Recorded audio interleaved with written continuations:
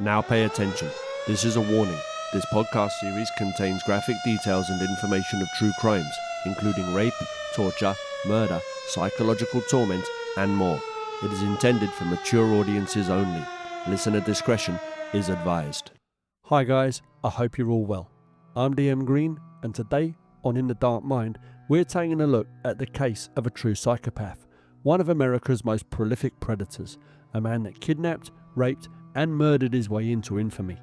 Before today's subject, the term serial killer didn't really exist in law enforcement circles.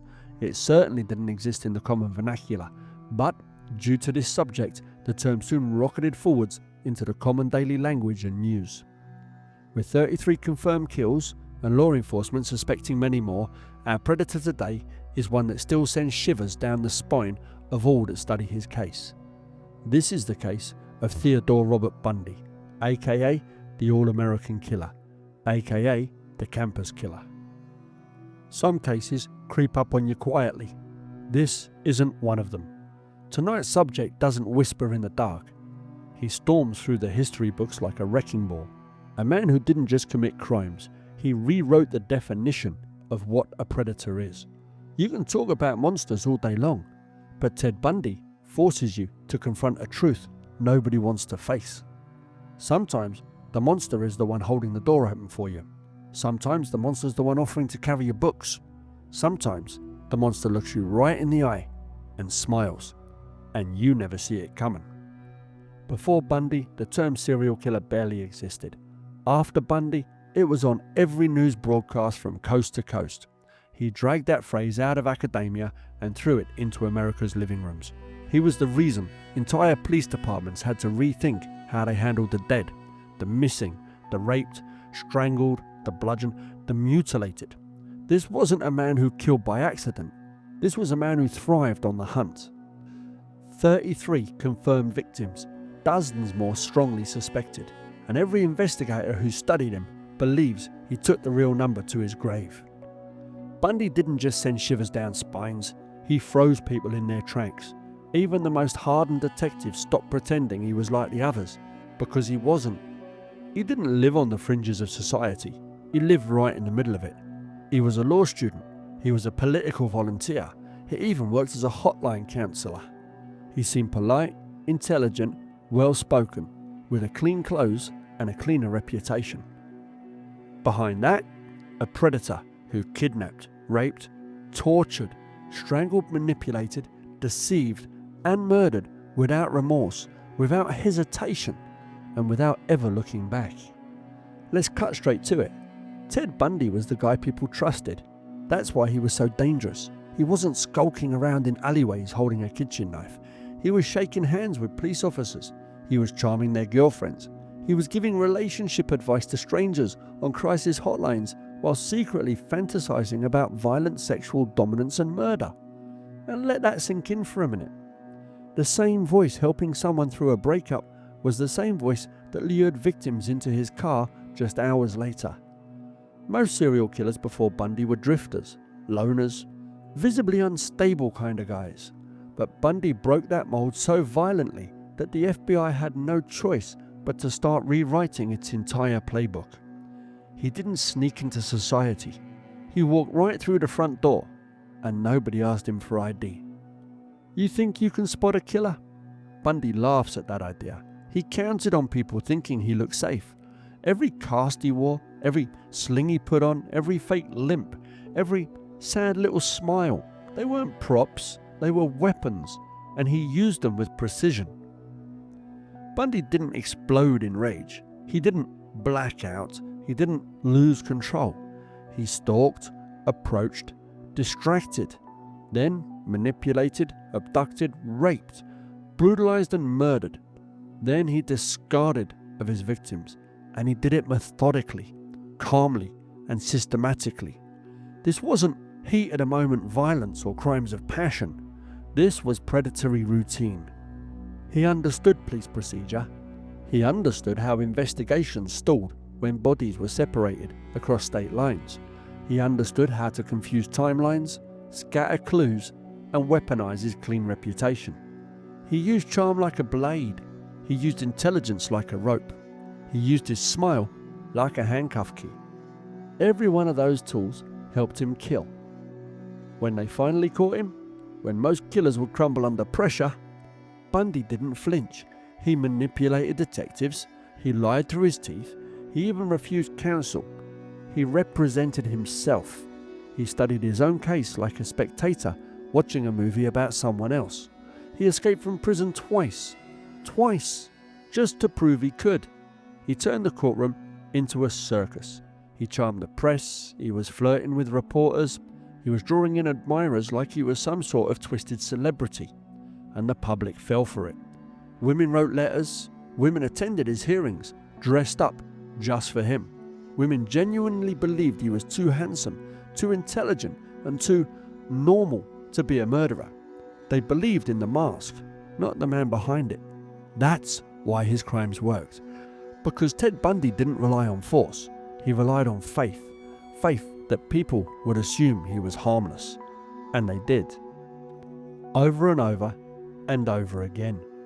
Bundy didn't get his titles from tabloids looking for clicks. He earned them. The campus killer because he prowled universities, targeting promising young women on the edge of their future. The All-American killer because he looked like America's golden boy, right up until the moment he kidnapped you. His legacy isn't mystery or intrigue. His legacy is terror.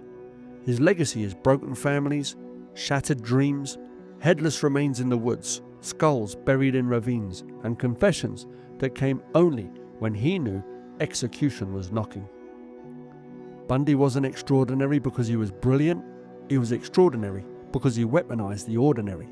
A clean haircut, a polite voice, a pressed shirt, a cast on his arm. That was all he needed to destroy dozens of lives. Tonight, we open the case. No filters, no lies, and no fantasy. So let's get this straight. What you're about to hear isn't a Netflix adaptation, and it isn't a sanitized documentary for polite viewing.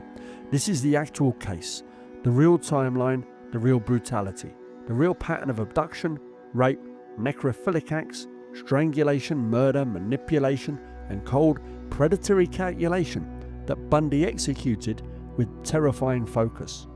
And we're going in step by step. There'll be no softening, no dilution, no Hollywood gloss. Just the truth, and the full truth, exactly as it unfolded. Tonight, we turn the page on one of the darkest case files in American criminal history. So let's begin. If you're looking for a tragic, sympathetic childhood, you won't find it here. What you will find is a cluster of warped dynamics, family secrets, emotional instability, violent imagery, and early compulsions. The perfect storm for someone who would later weaponize charm and brutality with equal precision. Ted Bundy wasn't born a monster. He was shaped, not through love, not through guidance, but through lies, denial, and a household built on deception. Let's start with the part nobody wanted to talk about, the storm cloud sitting over his birth certificate. Ted was born Theodore Robert Cowell on November the 24th, 1946, at the Elizabeth Lund Home for Unwed Mothers. His mother Louise was 22. His father, officially unknown. Unofficially, there were whispers that followed Ted for the rest of his life. The name most often dragged into the shadows was Samuel Cowell, Louise's own father, a violent, short-tempered, openly abusive man with a reputation for explosive rages, racist tirades, and controlling behaviour inside the family home. Some relatives later suggested Sam wasn't just a tyrant, that he may have been Ted's biological father. They claimed incest, coercion, or forced pregnancy was possible. There was no DNA, so there was no proof. But the rumour was loud, ugly, and persistent enough that even Bundy admitted later in life that he wondered if it was true. Whether Sam fathered Ted or not, his presence alone left a mark. A man who terrorized the house, a man who kicked dogs, a man who hurled furniture. He was a man who beat family members, and also a man who screamed obscenities at the neighbours like it was a hobby. That was the environment Ted breathed in before he could walk. Now let's be blunt. If you're trying to build a healthy, empathetic human being, Samuel Cowell is not the man you want in your blueprint. Louise Cowell tried to hide her shame the only way she knew how. She pretended Ted was her younger brother, not her son. So Ted grew up calling his mother sis, calling his grandparents mum and dad, living under the authority of a man rumoured to be his abuser, and possibly his father. Try to imagine the psychological cocktail that creates. From day one, Ted's identity was a manufactured illusion. Nothing was what it looked like. No one was who they claimed to be. If you want to understand how a man could later manipulate dozens of victims with absolute confidence, it starts here. He grew up inside lies so thick that deception became natural, a second language, a survival technique. And Louise, she wasn't abusive, she wasn't cruel, but she was distant, emotionally quiet, overly protective one minute and cold the next, unable or unwilling to talk honestly about Ted's origins. Their relationship never found stable ground, and Ted carried that emotional void well into adulthood. If he ever felt loved, he never showed it. What he did show was resentment, a deep internal bitterness that simmered below his polite exterior. Now, Ted wasn't the first kid who set fires or tortured animals. He wasn't throwing tantrums and smashing toys or attacking classmates. His darkness started quietly, and that's the dangerous kind. Ted's early signs were emotional absence. He didn't connect, he didn't bond, and most importantly, he didn't empathise. People around him often described him as polite but empty, a child who watched others rather than participating. Observers, decades later, would call it the slow burn of budding psychopathy, a perfectly behaved shell with nothing soft at the centre. This wasn't rage, this was vacancy, and vacancy is a breeding ground for darker things. Ted later claimed that his addiction to violent pornography began early, very early. He found magazines in garbage cans, old stacks in basements, materials buried in closets. Not mild nudity or adult material, but explicit, graphic, violent imagery that combined sex with aggression. These weren't pictures that confuse a child, they were pictures that shape a child, and Ted devoured them like fuel. He wasn't curious, he was captivated, mesmerised by images of dominance, force, bondage, and degradation. For most kids, curiosity fades. For Ted Bundy, it became the blueprint of desire. Over time, violent porn didn't just arouse him, it directed him. It fed fantasies about control, power, humiliation, and eventually murder. Bundy later blamed pornography for his crimes. Now that's not accurate. It didn't create him, but it sure as hell amplified what was already brewing. Before Bundy ever laid a hand on a victim, he practiced on personal boundaries. He stole, he broke into houses, he rummaged through intimate belongings, he watched women through their windows at night. These weren't petty teenage crimes, these were escalation behaviours, the early rehearsals of a predator sharpening his skills. Stealing wasn't about the items, it was about the rush, the access, the thrill of violating personal space, the control. Voyeurism wasn't about curiosity, it was about possession. It was silent, one-sided, unseen dominance. Bundy didn't stumble into a criminal career, he trained for one. Burglary gave him confidence, peeping gave him purpose, and pornography, well, that gave him fantasies. And all three braided together into something much darker. While other kids were riding bikes and learning multiplication tables, Ted was building a private world that no one else was allowed to see. Outwardly, he was quiet, smart, polite and reserved. Inwardly, he was obsessed with violent imagery, captivated by secret viewings, comfortable slipping into homes and stealing, and already nurturing fantasies of dominance. The dual life didn't start in his 20s or late teens. It started right here, in the secrecy of childhood, long before anyone suspected the kind of evil he was capable of. He learned early that the mask worked. He learned early that adults believed what they wanted to believe. He learned early that if you look normal and speak softly, you can get away with almost anything. That lesson would follow him for decades, and it would cost dozens of women their lives. Eventually, Louise took Ted west to start fresh. She married Johnny Bundy, a hard-working but emotionally distant hospital cook, and the family tried to build a new life in Tacoma, Washington. But here's the truth. You can move a child to a new city. You can even give him a new surname. And you can give him a new father and plaster over all the old lies with new ones. But you can't undo the shaping. Now, Ted carried his secrecy with him, carried his compulsions, he carried his fantasies, and most of all, he carried his resentment. Nothing changed. It simply evolved. Neighbours saw a quiet, polite boy. Teachers saw potential. Classmates saw someone average, forgettable, and not worth a second glance. But behind that ordinary face, a predator in the making. Because by now, Ted Bundy had learned something crucial. The mask always works, and nobody ever checks what's behind it. So let's put it all together. Ted Bundy's early years weren't about trauma in the Hollywood sense. No tragic backstory where you point to one moment and say, "Oh, that's where it all went wrong." With Bundy, it was the accumulation. A father, possibly his grandfather, an alleged incest rumour that hung over his identity. A mother who hid the truth and treated him like her brother. A violent, abusive grandfather as his male role model. Early exposure to graphic, violent pornography. And escalating voyeurism. Compulsive theft and break-ins, his emotional coldness, a growing sense of superiority and detachment, and a complete inability to form authentic emotional bonds.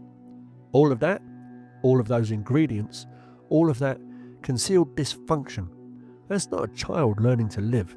That's a child learning to pretend. And when someone grows up believing masks are more powerful than emotions, and secrets are more satisfying than relationships, you don't get a well-adjusted adult. You get a man who can walk up to a stranger, smile, and ask for help carrying a box, while already imagining how he's going to kidnap, rape, murder, and dispose of her just hours later. Ted Bundy didn't flip a switch one night. He evolved into exactly what his early life prepared him to be. By the early 1970s, Ted Bundy wasn't just fantasizing anymore. He wasn't just peeping through windows or stealing keepsakes or replaying violent pornography in his mind. The dark inner world he'd rehearsed for years wasn't enough. He needed real victims. He wanted real power. He was looking for real terror and real blood. And when Bundy crossed that line, he didn't tiptoe, he leapt. His crimes weren't chaotic. They were planned, refined, practiced, and executed with an almost surgical calm. Bundy wasn't experimenting, he was performing. Bundy's earliest confirmed violent assaults in the early 1970s were sudden, brutal, and deeply personal. Before the murders began, he attacked several women violently, women who survived only because Bundy hadn't yet perfected his method. One of his earliest known victims was Karen Sparks, aka Joni Lenz. This was in January 1974 in Seattle. Bundy broke into her basement apartment. He beat her with a metal rod that he took off her bed frame, raped her, and then sexually assaulted her with such a force using that same metal rod that she suffered permanent brain damage and internal injuries. She survived, barely, but Bundy left her in a coma on the floor and walked away calmly. This wasn't a burglary, this was a dress rehearsal, and 4 weeks later, he escalated. Over the next months, young women began disappearing with a terrifying consistency. Linda Ann Healy in February 1974, a University of Washington student. She was bright and talented, and she was abducted from her bedroom. Bundy broke in, bludgeoned her, changed her clothes, and carried her out whilst her housemates slept.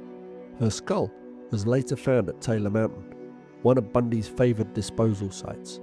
This was Bundy's signature: preparation, control, and complete dominance. There was no panic, there was no noise, no rush, just cold, calculated abduction. And then he sharpened his hunting method. Throughout spring and summer 1974, Bundy attacked with growing boldness. The disappearances kept coming. Donna Gail Manson would disappear on the evening of March 12, 1974. She was an Evergreen student and only 19 years of age. Now, there's no direct link between Donna Mason, the missing college student, and Ted Bundy, but their stories are often mentioned together because both were prominent missing persons cases in the Pacific Northwest around the same time in the 70s, adding to the fear surrounding young women's disappearances, with Bundy's crimes eventually encompassing many of the region's missing women. Bundy later claimed that he'd actually smashed her skull into pieces and burnt it in his girlfriend's fireplace. Next was Suzanne Elaine Rancourt on April 17, 1974 in Ellensburg. She was just 18 years old. Roberta Parks on May 6th, a 21-year-old Oregon State University student. Brenda Ball, June 1st, from Burien, only 22 years old. Georgianne Hawkins, just 18 years old, on June 11th in Seattle. They were all students, all young, bright and kind, and all taken from environments where they felt safe. Bundy used the same technique again and again. The fake cast, a sling, an armful of books, a "Can you help me?" a soft voice with a polite tone, a warm smile, and it was the perfect facade. Once the victim leaned in to help, Bundy struck fast. A blow to the head with a crowbar, a forced entry into his Volkswagen Beetle. Their hands would be tied or handcuffed, their clothes removed, and head trauma repeated if needed. Bundy raped his victims, often multiple times, and then strangled or bludgeoned them to death. Some he would keep alive for hours. Some he returned to after death, engaging in necrophilic acts before disposing of them. He reportedly decapitated at least a dozen victims and kept some of the heads as mementos in his apartment. He described the practice as part of his compulsion and desire for control, and also confessed to performing other necrophilic acts with the full bodies of his victims at secluded dump sites, sometimes returning to the corpses over several days until decomposition had made further interaction impossible. According to accounts from FBI Special Agent Bill Hagemeyer and the book The Only Living Witness, Bundy made specific admissions about using the severed heads for sexual acts, a detail he had previously been evasive about. He told the interviewers, "If you've got time, they can be anyone you want them to be," referring to the corpses. He also confessed to the burning of the skull in the fireplace at his girlfriend's home. After he'd raped and murdered, he would dispose of the bodies in remote woods, mountain sites, riverbanks, and isolated forest trails. He left skulls and bones scattered across Washington state like a grim calling card. Bundy wasn't improvising, he was perfecting a cycle. Now, many people believe the day that everything changed was at Lake Sammamish on July 14, 1974. This was the day Bundy moved from unknown predator to public threat. It was a sunny afternoon, thousands of people gathered. There were families, students, children, couples. It was a crowded open beach, and Bundy walked through the crowd looking for victims like he was shopping. He introduced himself as Ted, he used a cast routine, and he asked multiple women for help loading a sailboat onto his car. 2 went with him. The first was Janice Ott. He abducted her first, around noon, took her to a secluded location, raped her, and then bound her. Bundy claims he then went back and kidnapped Denise Naslund, whom he raped whilst Janice Ott watched. He forced Janice to watch the rape and murder of Denise Naslund before he murdered Janice Ott. This would be considered one of Bundy's most audacious acts. 2 abductions from the same location on the same day using the same method. It's a level of boldness almost unheard of. Eyewitnesses described the suspect, handsome and polite, with brown hair, clean cut, and driving a tan Volkswagen Beetle. Suddenly, the police had a description, a name, and a car. But Bundy slipped through anyway. This is the moment investigators realised they weren't chasing a drifter. They were chasing someone highly intelligent, socially skilled, and terrifyingly confident. In late 1974, Bundy relocated to Salt Lake City to attend law school. He didn't slow down, and he didn't rethink. He certainly didn't cool off. He simply found new hunting grounds. Victims in Utah and surrounding states began disappearing. Melissa Smith, Laura Aim, and Debbie Kemp.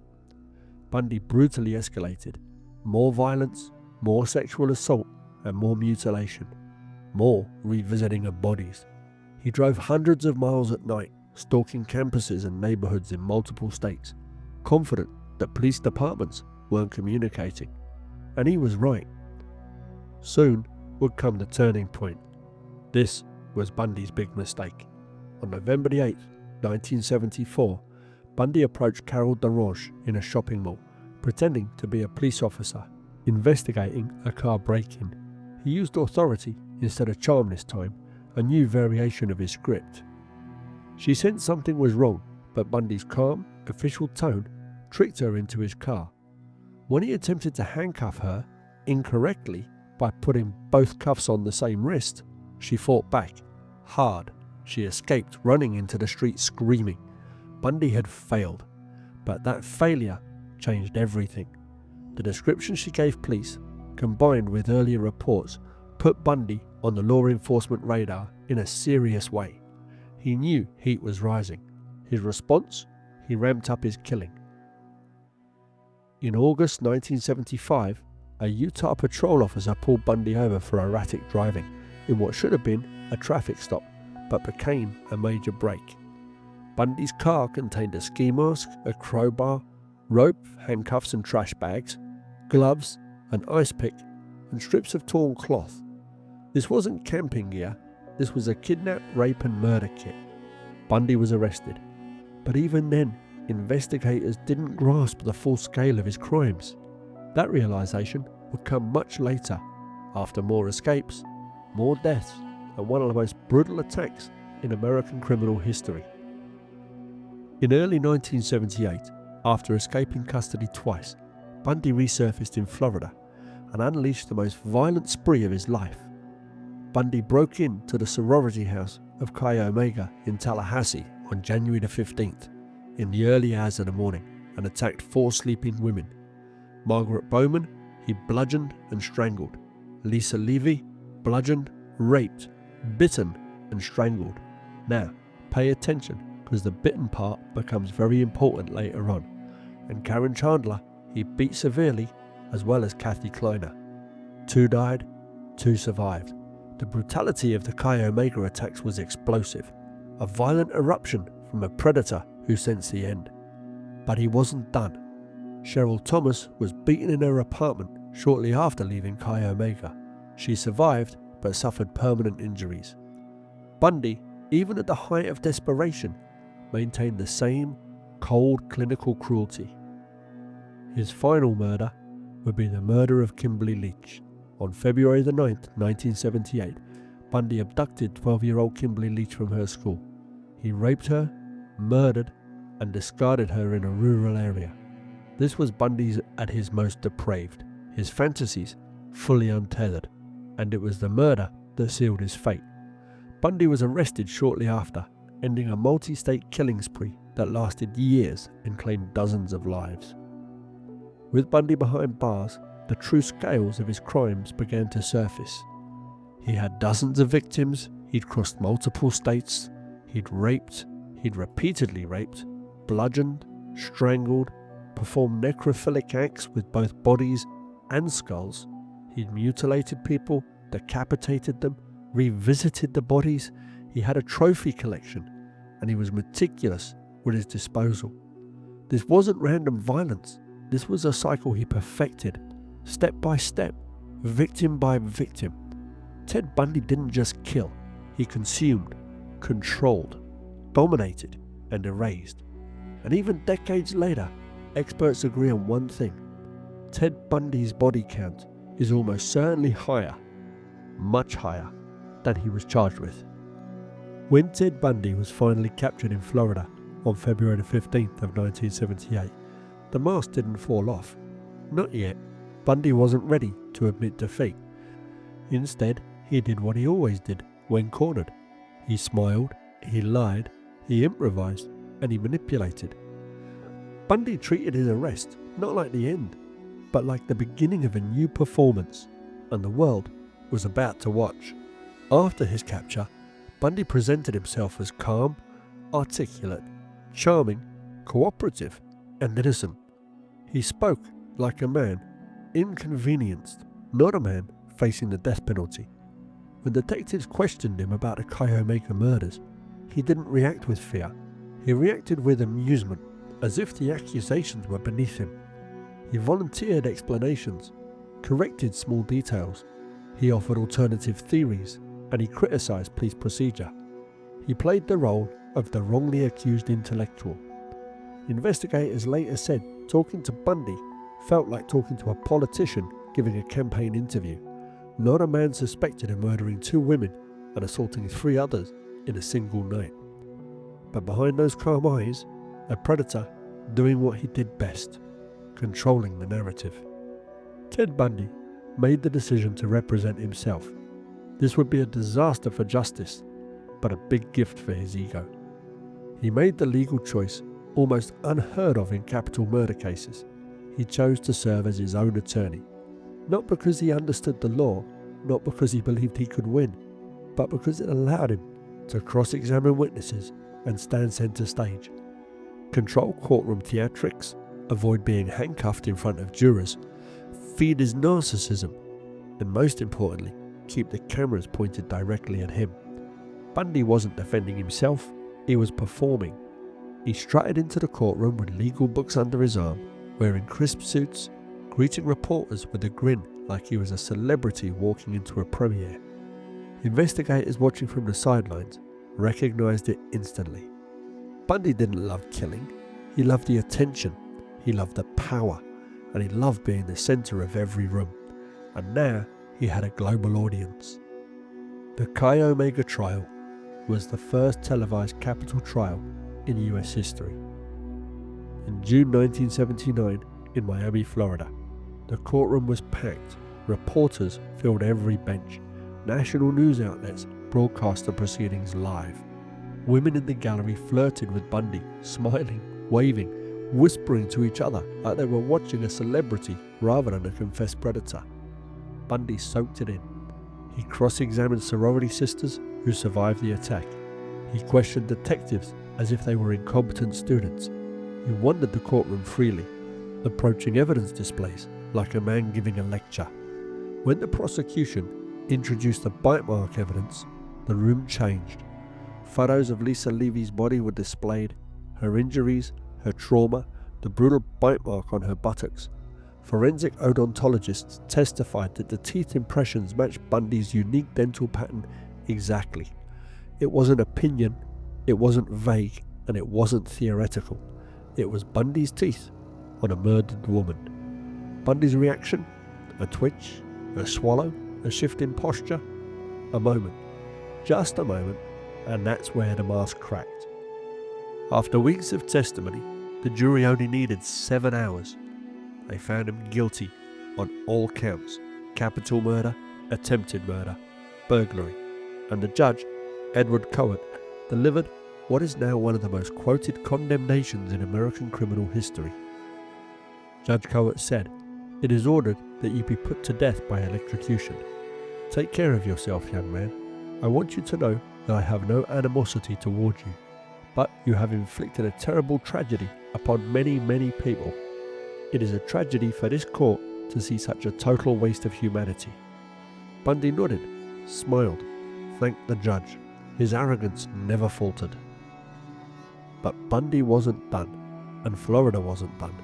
The state charged him again, this time for the abduction, rape, and murder of 12-year-old Kimberly Leach. This trial was quieter, colder, heavier, because this wasn't a college student. This was a late-night attack. This was a child, and the evidence was damning. There was eyewitness testimony, fibre evidence, forensic links, Bundy's own movements, and physical traces from his stolen van. And then Bundy did something unthinkable. Carol Ann Boone was a former co-worker and a long-time admirer who believed he was innocent. She testified on his behalf, and Bundy manipulated a legal loophole. Florida law allowed a verbal marriage declaration in court in front of a judge to constitute a legal marriage. so Bundy proposed during testimony.